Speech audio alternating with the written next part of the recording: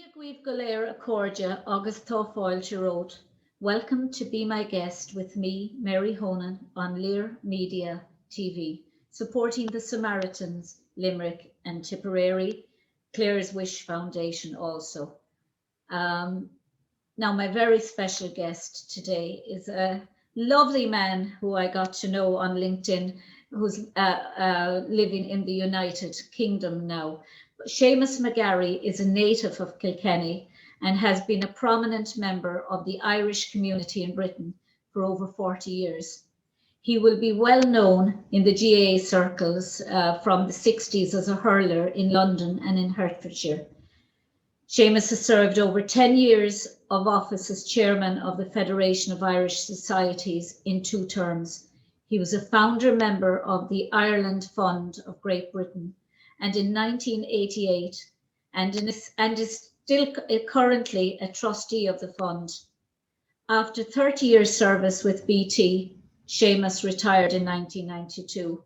He was then appointed director of the Safe Start Foundation in London, and he served from 1992 to 1998. And he was also a former chairman of the Irish Network in Stevenage. Currently, Seamus is a member of the Irish Government Emigrant Services Committee and a director of the Irish Cultural Centre, Hammersmith. What a resume. Welcome, Seamus. Thank you. How are you? I'm fine. Now that we've had our injections, we're a little bit more relaxed. Go and have it. Yeah, we got ours on the day after the woman in Northern Ireland got the first one. So we've had it quite a while. Had you any effects with it? None at all, just the sore arm for a few hours the following day. That was it. Nothing affected our activity at all. So England is way ahead of us. We're actually you're running behind a bit. Yeah, stage 5. Yeah, it's just interminable. Do you know? It's quite frightening now. I mean, I've written off 21 because I don't think much is going to happen in terms of easing off. I don't think 2021 is happening either. How is it affecting the work that you do with the Irish culture? Everything I presume is gone. It's not actually. In terms of the Irish Culture Centre, what we've managed to do, we've got a very good team there who are pretty well up in IT. And we're sending out a huge amount of stuff on the internet, and people are logging into it. We've got a huge number of people that we never knew before this thing are connecting up from Australia, from America, all over the world. And it's worked out well in that sense, but we obviously can't do the things we do best, which is the performances, the drama and all of that. That's all in this back burner at the moment. Yeah, I mean, my life was in dance, Irish dancing, and and in drama and in literature.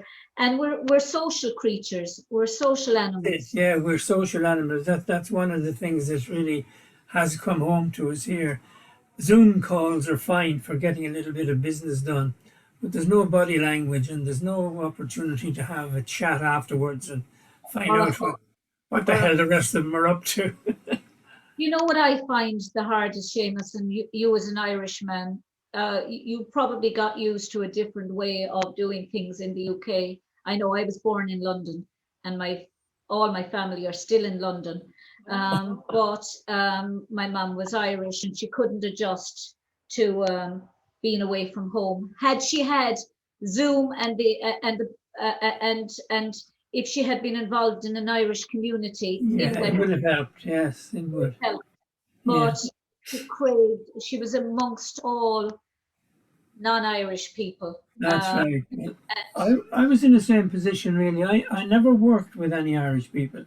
I worked with British Telecom all my life, and my connection to the Irish was through the community activity and the GAA. I don't think the GAA will ever get the credit it deserves for what it did for people like me. who came. I'd be typical of thousands of people who left Ireland in the late 50s. Walked straight into a GAA club. I was playing a match in Hackney Marshes on the first Sunday I was in London. So straight away, Yeah, some guy who was big in the GAA over here, his name was Pat Feehan. Sadly, he passed away since, but he dug me out on the second day I was here. Where, however, the GAA network, I was playing with Thurles Arseles before I left, and he knew, or some guy from Thurles told him, and he knocked on my door. God knows how he got the address, and he said, would you like to play a match? I said, yeah. He said, what about Sunday? I said, what, the day after tomorrow? He says, yes. I said, I can't do that. I haven't had a transfer ring. Leave that to me. He said, don't worry about transfers. So I've ended up on Hackney Marshes on the first Sunday in London. And the GAA would have been instrumental in providing a massive help to people like me to avoid the massive culture shock that exists between leaving rural Ireland to a small village in County Kilkenny and ending up in London. Where in Kilkenny were you from? Johnstown, County Kilkenny. It's a village on the Dublin-Cork road near Thurles. But you know, the thing about it is, and I interview quite a lot of people from all walks of life, but I suppose primarily I've been interviewing colleagues of mine in Irish dancing, fellow adjudicators and teachers worldwide, and Holocaust survivors and children of Holocaust survivors. And what they have in common, what we all have in common, is that when they moved to other countries, say from the perspective of the Holocaust survivor moving from the country of birth, the country of rejection, to America or to the UK, what connected them and helped them to adjust was the fact that they always stayed amongst their own. They always got together with fellow Holocaust survivors or families, and they became their family. So it was almost like a home away from home. The same with the Irish dancing teachers and adjudicators who have moved to other countries, the UK, Canada, Australia, New Zealand, America, all over the world. They had the Irish dancing to fall back on. So when they went to a feis on a Sunday, or they went to a concert, they were among people who they see at major championships every year anyway. And it was like as if it's a different country, but it's the same venue in a different country. And these are the same people I always see. And it makes, I suppose, a village out of a world. That's right. When you're involved in something cultural. What's most enjoyable for me, I came in 1957. Yeah. Is to see the position that the Irish community occupies in this country today and that which it occupied in 1957. I mean, that was 10 years before the trouble started in Northern Ireland. And it was a completely different community then. Yeah. The whole thing was centered around being entertained and being very well entertained in the Irish clubs and centres by the show bands who came from Ireland at that time. Yeah. In great numbers. I mean, my favourite one was Clipper Carlton from, where were they from? North of Ireland somewhere. Well, we have a guy on our station, Tony Brown, and he has the largest collection of show band memorabilia in the country. He was part of bands, and his brothers were, and he does a show band show with us. And he used to make as a tailor, he used to make all the costumes for the band. So yeah, pretty obsessed. Get him to do a Clipper Carlton show for you. They're from Strabane. I'll get him to do a Clipper Carlton show, or even talk about Clipper Carlton. Absolutely, yeah. Doing a show tomorrow night, himself and Pat Barry. So I'll get him to do it, and I'll send it to you, and he'll talk about Clipper Carlton. I'll have to remember that. They were tough, like. So you liked them? I did, yeah. And after that, then I got involved in community activity and became involved with the Ireland Fund. Tony O'Reilly invited me to come onto the board of the Ireland Fund on the first day, so I attended the first meeting. That was in the Dorchester Hotel, which was an absolute eye-opener. We discovered that night when he decided to create the Ireland Fund in Britain, as opposed, in line with the German and American fund, that 5 of the top FT 100 companies at that time were headed up by Irishmen. Yeah. And we figured out that if that was the case at the top, we must be right in there and in the whole infrastructure of the whole strata of British business here. And you can see the results of that over the years. I mean, Irish companies and the people who make them up, the owners and the workers, they've transformed the skyline in London in the last 30 years. Yeah. Every one of those iconic buildings in London were built by Irish companies, chaired by, in some instances, people who left school at 15. Isn't it amazing? But it's just it just goes to show that really education only gets you so far if But you have good bit, yeah. But yeah, I mean, the education got their sons and daughters into high positions here. I mean, Irish people occupy hugely important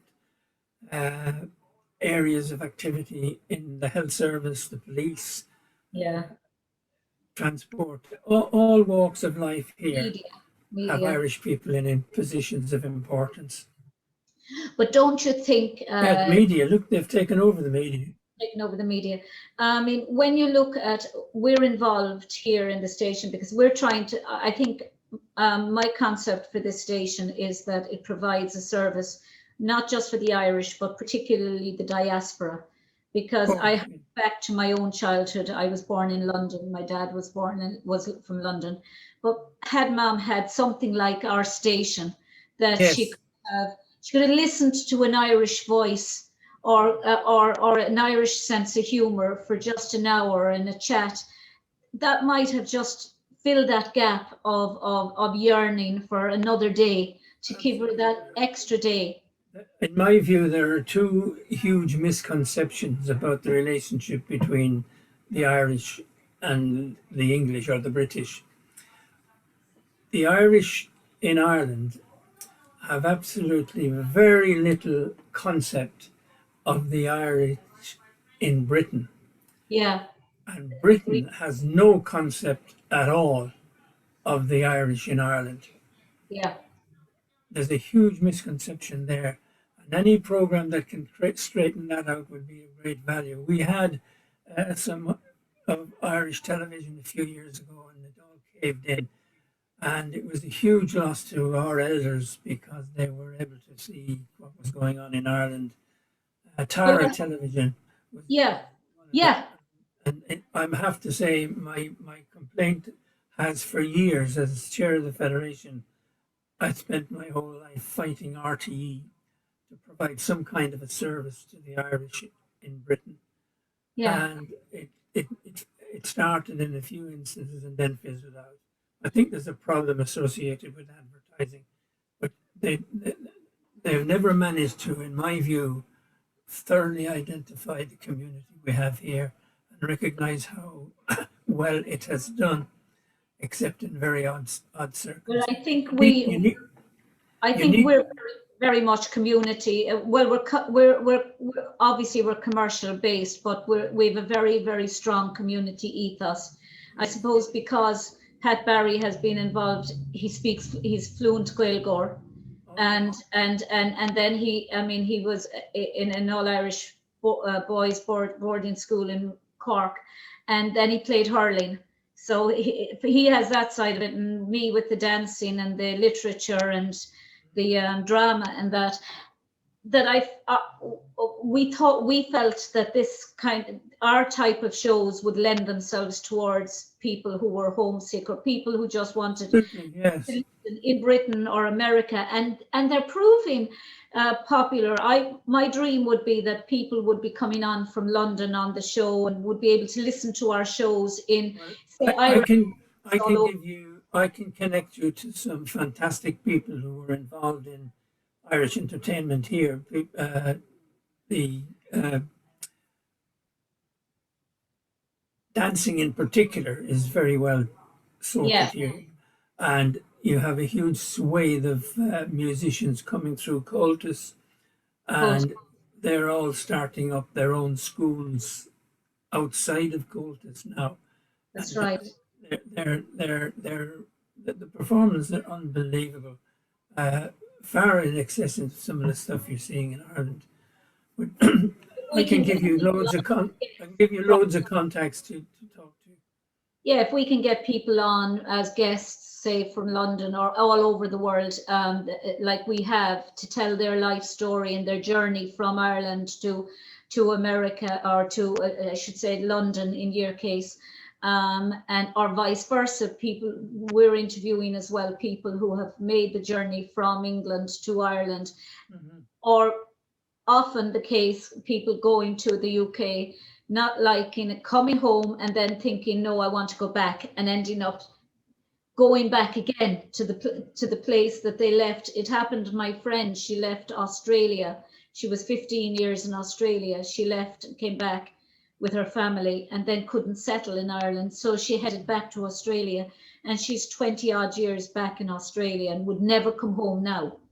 Well, we're aware of a number of families who left when it was convenient for them to do so. They had fairly big houses here, sold a house here and bought a farm in Ireland, uh, which they had no experience in running, and it didn't work out in many instances, and they came back as well.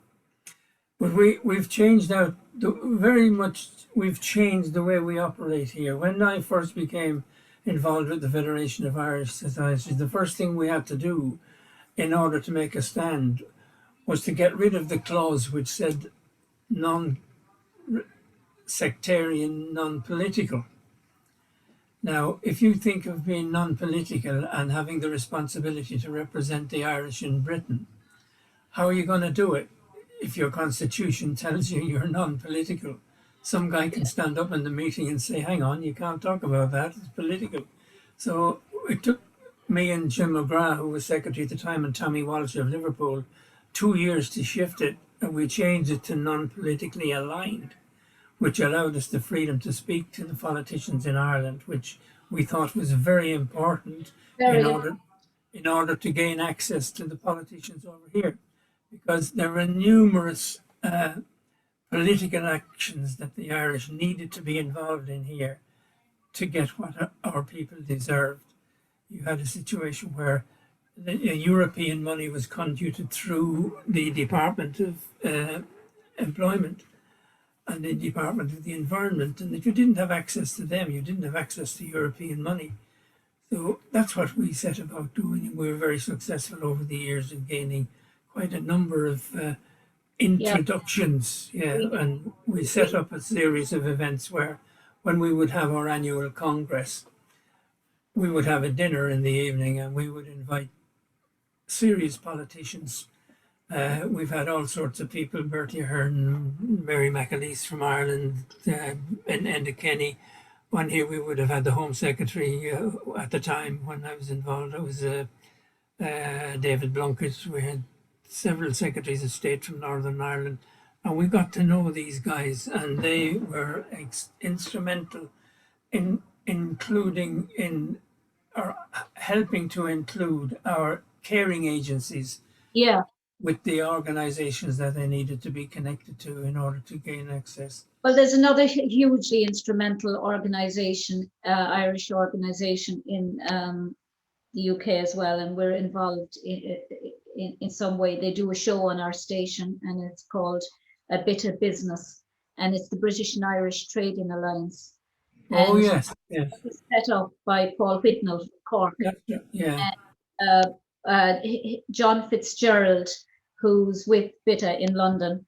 yes, I know them. John does a show with us called a Bit of Business, and it's a Yes, show that we're really. I think our station is very much, I suppose, geared towards promoting Ireland internationally and sure. promoting our sense of humour and our culture, and I think that's why we probably use all the sites of Ireland. I think, and maybe you agree with me, that Ireland bats way above its size globally when it comes to promoting ourselves. And Yeah, Darragh O'Brien, the Irish comedian in the UK, said at one time, he said, England's a big country that knocks itself. They're not able to promote themselves as well, tourist-wise, as Ireland. Ireland could sell the rain that falls on St. Patrick's Day. and People so sometimes they have to. they have to. We're good at selling ourselves in this country. And I worked in Bunratty Castle for 14 years. And I found there was nobody better than the Irish at selling ourselves globally as being this oasis of peace and calm, even, What, even during the Troubles. a real eye opener for me came on the night of the Special Olympics in Croke Park. And the Ireland Fund put quite a bit of money in there because I got invited to the event. And, you know, to find yourself in the same room as Nelson Mandela and Cassius Clay and all these guys on that night was unbelievable. Idol, Cassius Muhammad Ali. He's an absolute all-time sporting idol. That was a night that was, and in the Caroline after the event, huge gathering there for a meal, and I got involved with a number of British journalists who were there, and these guys were absolutely flabbergasted. How come we never knew about this place? My answer to them was because you couldn't be bothered to find out. How does an amateur organisation have a stadium of this quality? I know. It's okay if you're Irish, you can do it. It's like when I look at, I suppose, when you look at, I mean, Ireland has so much beautiful monuments and beautiful structures and beautiful rivers and beautiful scenery. If we only got a little bit of sunshine, a little bit more sunshine, but then maybe we wouldn't be as green as we are. But the view in my background of Kylemore Abbey is perhaps for me the most magnificent edifice that we have in this country. I don't think that anything will compare. For me, it simply actually defines the phrase breathtaking. I just imagine going to school there as a girl. Yeah, yes. Waking up every morning and just going down the lake. Yeah, it's very nice. And knowing you were there for 6 years. But it's amazing that the how well the Irish people have actually done over here. They're a highly upwardly mobile community here now. Our youngsters are the highest achievers in universities and colleges that you can possibly get, and the education ethos that was always in the Irish who emigrated has produced some fantastic people now.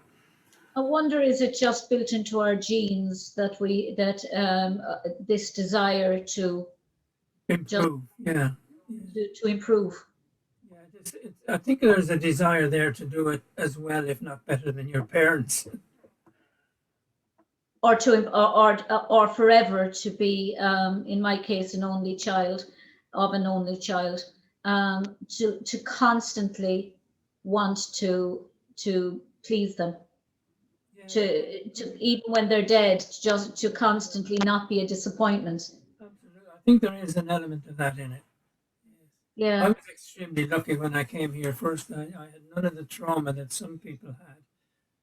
My arrival in London, I was collected at Euston Station by a distant relative, and he took me to their house, and I stayed there for 2 years before I sort of moved out on my own. But that was a huge advantage. Together with the GAA, I had a great start, and I never felt the loss of Ireland because I was in Ireland over here. But did you ever crave to come home? Did you ever think that far off lands are greener in that sense that, I miss home, I want to go home, and then to find out that home isn't the home that you left. I'm thinking my grandmother was Welsh, and she was from the Rhondda Valley, and my Auntie Mary, my father's wife, was from Tunapandy, and they were all their lives in Wembley. Mhm. And towards the end of my aunt's life, my Aunt Mary's life, for the last 10, 15 years, she moved back to Wales. And that's where she felt the pull all the time. She couldn't wait for the day that she was going to go back to Wembley, or to Wales, to the Rhondda. And she was buried in the Rhondda. But my grandmother died in Wembley. But she was as Welsh as the day she left it. Yeah. And my Well, grandmother was as my, Irish the day he my left. situation was strange enough. I never really felt ill at ease being in England. I always got on very well with the English people during my working life. But when we used to go back on holiday to Ireland in the early days, and this is before we got married now, I used to go to Limerick, to my wife's town, That's where I'm from. and I see all these people on their way to work. And I used to sort of be envious a bit and say, why the hell have they got a job here and I don't? That was an element of missing something. It was missing having a job rather than anything else. But So, we were lucky. We both enjoyed being in how England. long did it take you before you actually found work in the UK? I would say a couple of years. Once you get married and the children come along, and in the schools, you're connected up to more, loads of people, and you begin to socialize more. It takes a few years, but after that, it's very likely that your wish to go back will be removed. Yeah, it's kind of like a weaning off. I've always believed there are times at which you can successfully go back. You can go back before you get married. You can go Yeah, back if you get married to an Irish person who always wants to go back.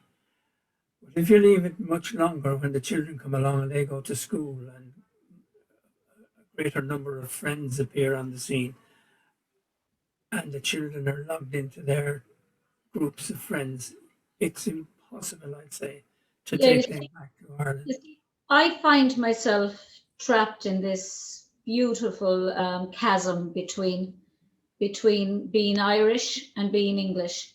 And I love it. Some people say, you're not Irish. Do you know you're English? And then other people say to me, my cousins in England, they say I'm Irish. But I'm so proud of being both. And why Yeah. can't you be both? And have the best of both worlds? Well, I've been very lucky. I've got involved in organizations that, a person from my background wouldn't get within a cat's head of, being trustee of the Ireland Fund is quite a big thing for me. With business people all around, I look around the table sometimes and think, how the hell did I get invited into this? But my invitation came as a result of knowing quite a lot of the Irish community nationally over here through being chair of the Federation of Irish Societies. But you see, that's a bit self-deprecating when you say something like that, because obviously people saw in you a character that dealt well with other people, And and anything else the Irish are I, good I, at speaking. yeah, I had quite a lot of experience. See, most of the people who are connected to the Ireland Fund are there because they have a lot of money to give. And that Yeah. wasn't my position being there. I was there to give advice on where the money should go. Okay. I knew who in the Irish community and where it's safe to put money and where it's not safe to put some money. So that was my contribution to it. You do a lot of work, don't you, with the elderly? The elderly. A huge amount, yeah. I would Huge think amount. with COVID now, there's a lot of challenges, because you run tea dinners and tea dances for the elderly. All That gone, yeah. that at the moment is gone. So you have to start being creative about ways. And I think, again, these Zoom interviews, I would love to interview people in London who were elderly people who just wanted to tell their story Yes. via Zoom, and get them out of themselves some way, that you're providing a service, and they're feeling connected as well, but they're also feeling connected to their home, to Well, Ireland. there's one element of our community here who I think are in real need of support. And it's surfaced again with this mother and babies homes thing. An awful lot of those people came over here and they're still in London. And we're working very hard now to try and get support for them because they have no advocacy at all Yeah. worth talking about. And we're trying to put in place something that will help them. And some of those people have been so badly treated right the way through, and they're feeling very neglected at the moment. And we're working hard on that. Well, if any of them, if anyone wants to come on and talk to me at any stage, and talk about their experiences, I would be just absolutely honored. One of the problems to get them to talk is that they don't like talking about it. But Yeah, they're very protective of. They'd like to tell the story, but they don't want it going out, too widely. yeah, I know what you're saying. I interviewed recently a lovely man, Michael Metlitz, and he was a Auschwitz survivor, and he was only a child at the time. His daughter wanted to tell his story more than he did. She was with him, and she was crying, and she was trying to tell his story, and he was trying to forget, and he kept saying to her, "I don't want to remember," but he didn't mind her telling.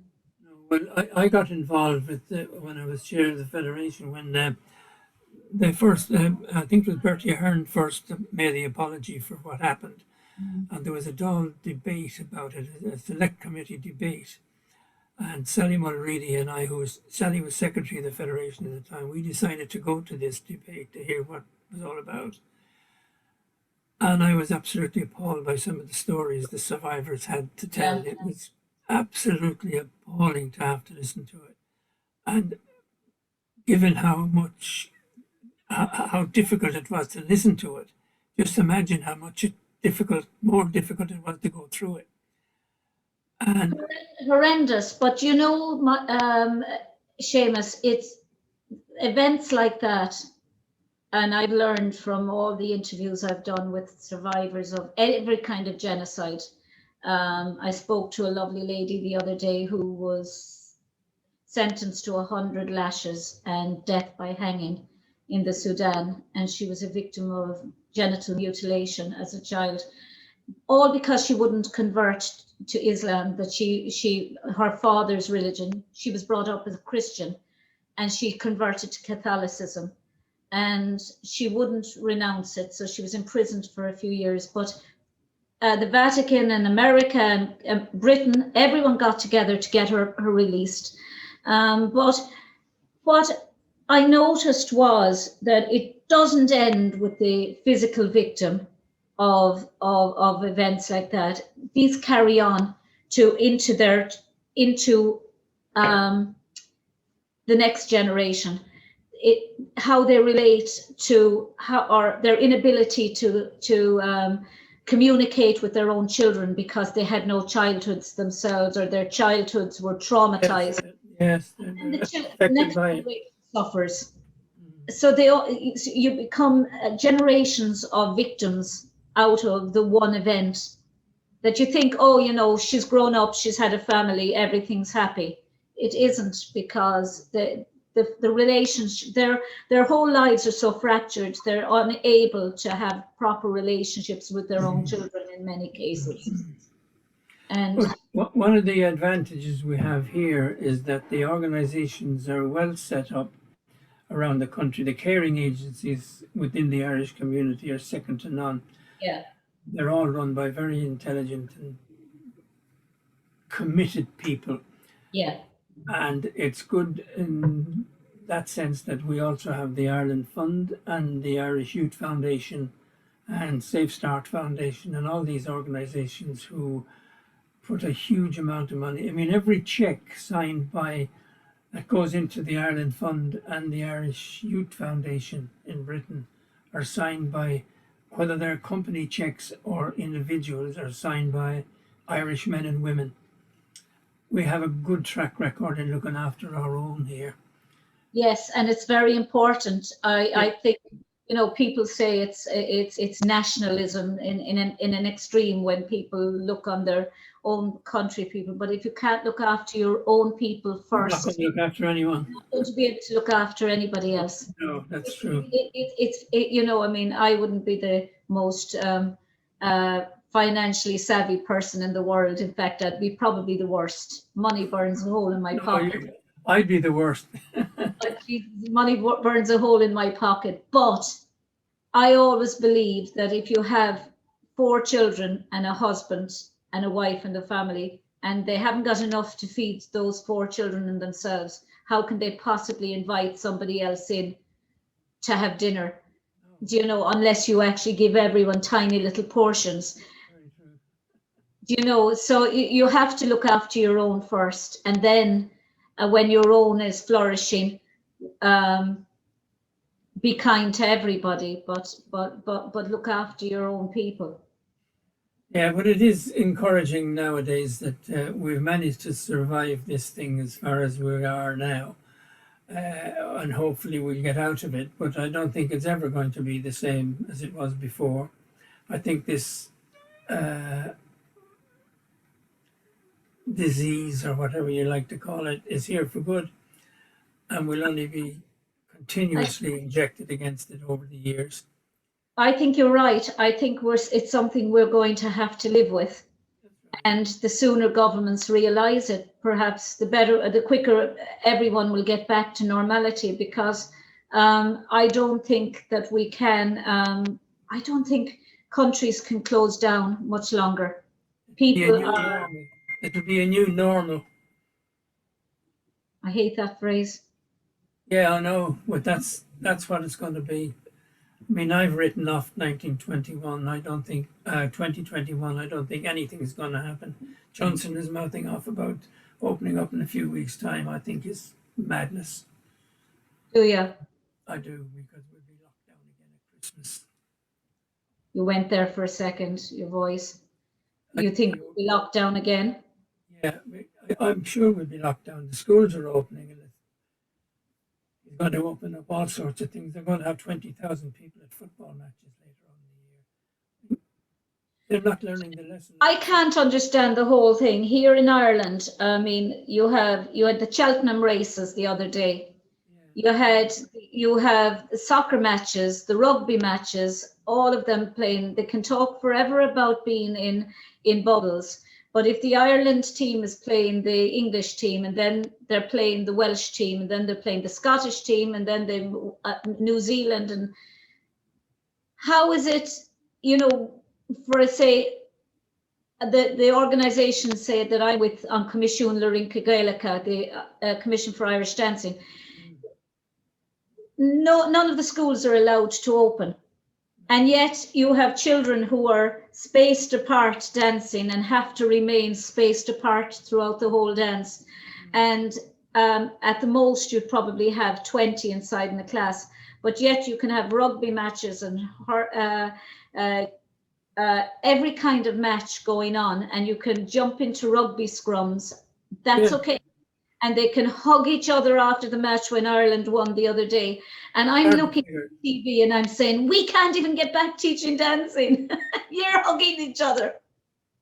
You know, you start getting really annoyed. You're talking to a television and you're saying, how can you hug such a person? Or how can you play rugby when a dancing class can't open, or a drama class can't open, or an old age pensioners home can't open, dance hall can't open. I thought when we got rid of Trump, I'd stop shouting at the telly, but that hasn't happened. I'm still shouting at Johnson. Do you know? I think I like him. I have to say I like him. I think he's a character, and I think halfway towards when you look at somebody and he's somebody that you can.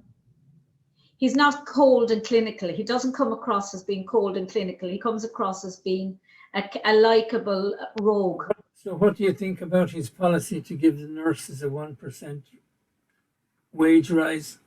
I think it's appalling. I just think He has surrounded himself with a bunch of yes men. That's the biggest problem. They were all Brexiteers, and they still are. I think if the government, it's only my personal view, if the politicians had were on the PUP in Ireland or the COVID payments, I think maybe everything would open up much quicker. Maybe, I don't know. It's hard to know because here in Ireland, they've given themselves a rise in wages. The politicians have. Oh yeah, they do that all the time. Yeah. And no, I don't know the answer, but I know that there's some things that are not going to make life any better. That's the opening up of stuff that doesn't need to be opened up. Yeah, probably has to be done in a phased way and opened with events that are socially distanced anyway. I can't understand how Irish dancing and music and concerts can't reopen, where you could have people go into a concert maybe every second seat, and even if they wore masks, have every second seat filled instead of every seat. And because I interviewed Tommy Fleming, and yeah, and it's my second time interviewing Tommy. He's lovely. Now, the first time I interviewed him a few years ago for a radio station, he was so upbeat, but I interviewed him this time. I'll send you the interview. He seemed particularly pensive and downbeat about the whole thing, and he was so depressed about the fact that he was seeing people in Dublin, he was seeing people out at the Temple Bar having a drink at the time, and yet the concert hall that he fills normally just a couple of 100 yards couldn't be open. And people, 36,000 flew in yesterday into Dublin. That's the biggest thing here. I think the figure was 40,000 a couple of days ago, flying into Heathrow from all over the world. Can you explain to me the logic of that? I can't. No, I can't.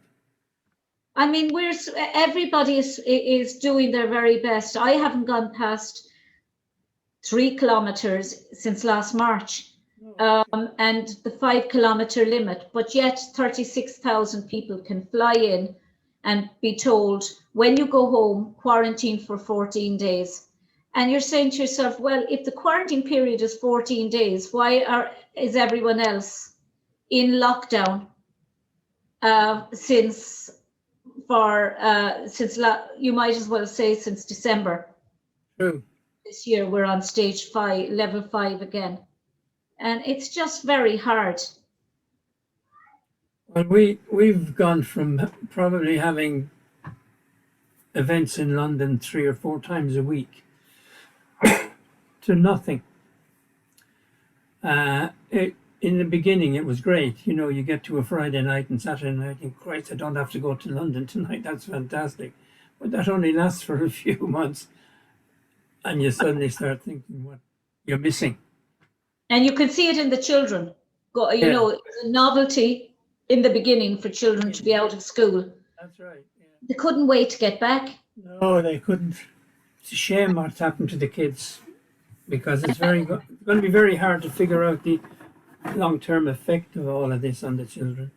I was lecturing for a while in Mary Immaculate College here in Limerick, and just as the COVID broke, and it ended up on actually them ringing me up, asking me questions, and they were final year teachers training to be primary and secondary teachers, and it was so you didn't know whether they were losing out, what they were losing out by everything, by not having the physical communication with their teachers and their classmates. Well, you can see how when you do the Zoom calls, how effective how if it affects your ability to enjoy the thing, because you're only talking about the subject that you're on about all the time. You're not. There's nothing wider than that, Yeah, which you can discuss at a meeting. exactly. But you've been you were very involved, or the cultural centre does a lot of Irish language and films and songs and storytelling. They're very big into that. They do. They have a great team there digging all those things out. We had an arrangement with RTE to to release some of their output, and they reckon we were getting more responses to it than they were. Wow. Yeah, Isn't that strange. good? But do you find that there's a big intake of people wanting to learn? Whatever about Irish dancing, I would imagine that there's a lot. I know there is a lot in the UK taking up Irish dancing and that, because a lot of my colleagues, a lot of very good friends are in London and the wider areas all over the UK. But the Irish language, Huge interest in the last few months. Well, the last few years. I mean, our classes are full at Hammersmith all the time. are they all on Zoom? They're doing Zoom now. Yes, Oh. they don't But find it. that's okay for classes like that, because Oh you can yeah, have, that's not so bad. Yeah, it's a way of getting taught. But there's no nothing better than a classroom in Irish language when you have the people around you. well, it's true. And as well, they say that to learn a language properly, you should be 100% immersed in it. And you can be immersed in it, and you can talk about, as you said, you can talk about a lot of things that you'd normally not talk about on a Zoom meeting. You know, you can flick from one subject to another in Sure. Yeah. Zoom meetings and Zoom something like this. Show it tends to be kind of about. Um, I love her lovely red jumper. I think her sister knitted that for her. Really, it's lovely. But uh, where to from now, Seamus, with the whole organisation and with your involvement with it? Well, I'm getting to an age where I should be considering jumping ship. Sure, isn't that grand? There's no ageism in the. No, it's well, I carry on for a bit longer, but it's one of these things that it's going to be an ongoing thing. If I'm not doing what I'm doing now, someone else will be doing it within a week. You know, there's people moving in. We've got a good team at Hammersmith. We've got an excellent team at the Ireland Fund, Yeah, and they will continue doing their work. And it's hopefully something can be done for the survivors. yeah. That's if, as I say, I'm here anyway. If anybody who is in the position where they feel they want to talk. Yes, Um, I'll have a think about that and put some on your way. Yeah, they feel they want to talk, or many won't.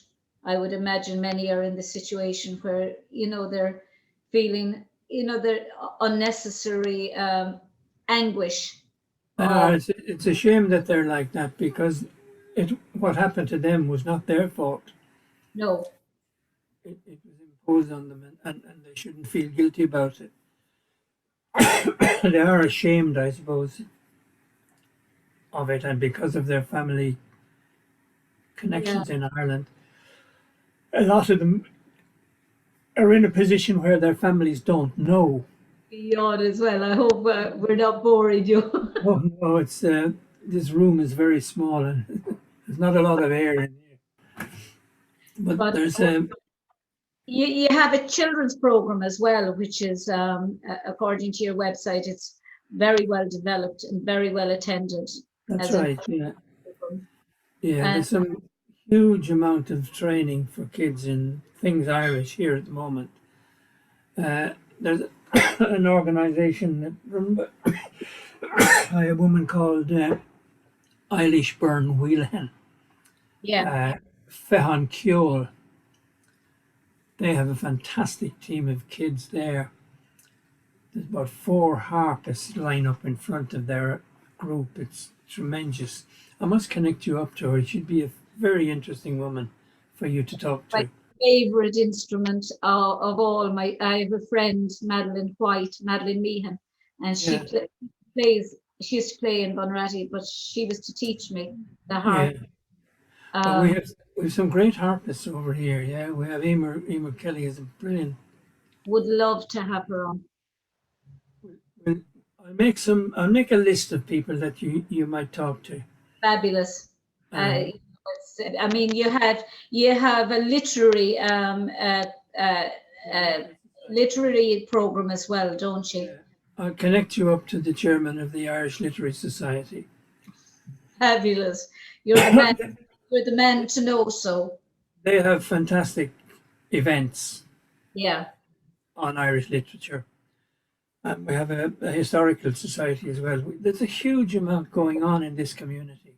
Actually, I applied myself now for a to do a postdoctoral research with the Irish Research Council on a fellow Kilkenny man. I'm planning on doing it, writing a book and then doing a documentary and a series of lectures and then probably a play on Hubert Butler. Oh, yes, yes.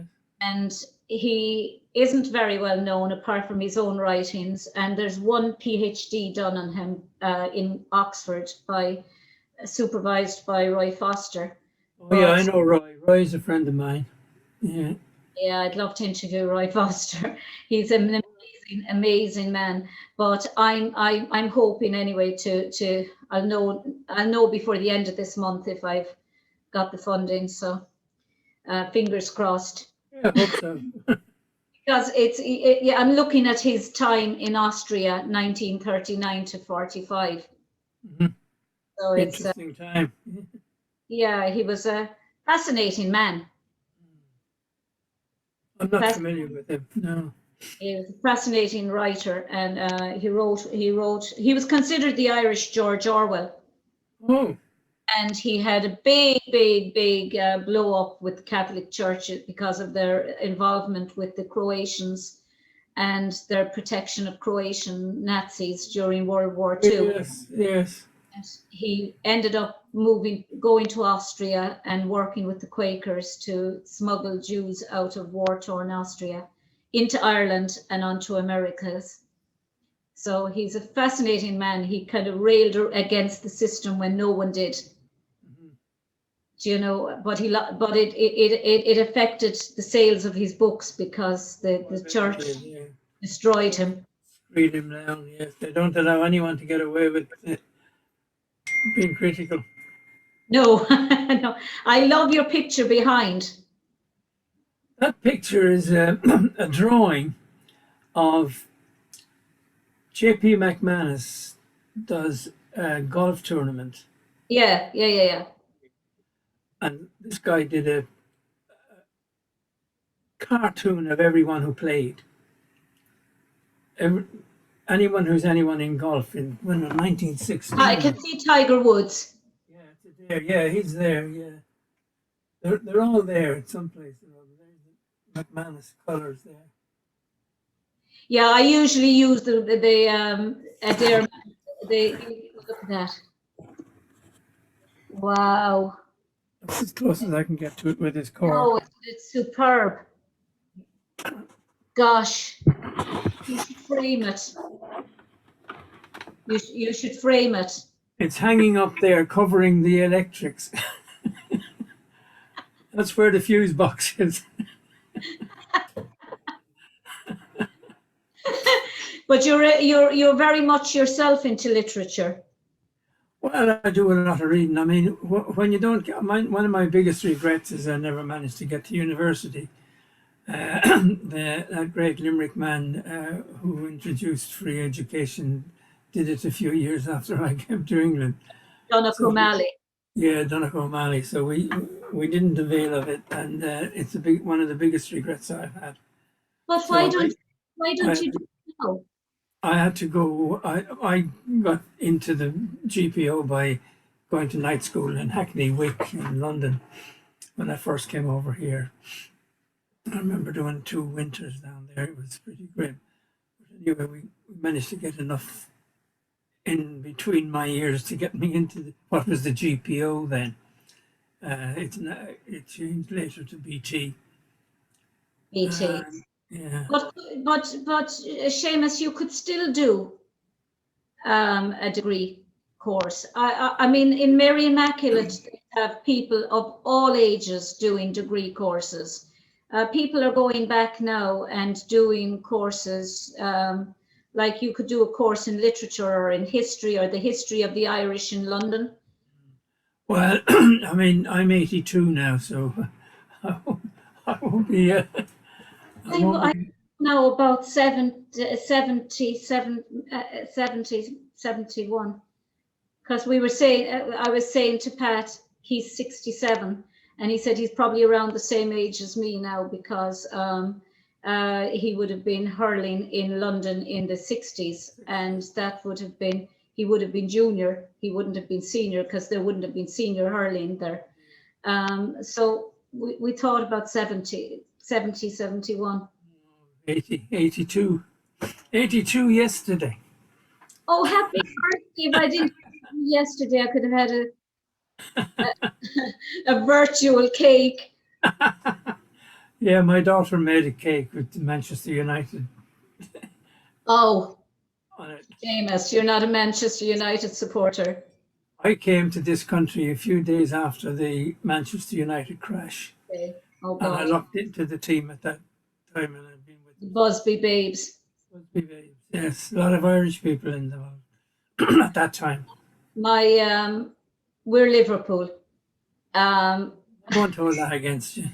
My first cousin is a dyed in the wool Manchester United supporter all his life. But no, my uncle Ned played rugby and soccer for Ireland, and his son Joe played captain Leicester City, scored the only 2 goals for Leicester City on his debut.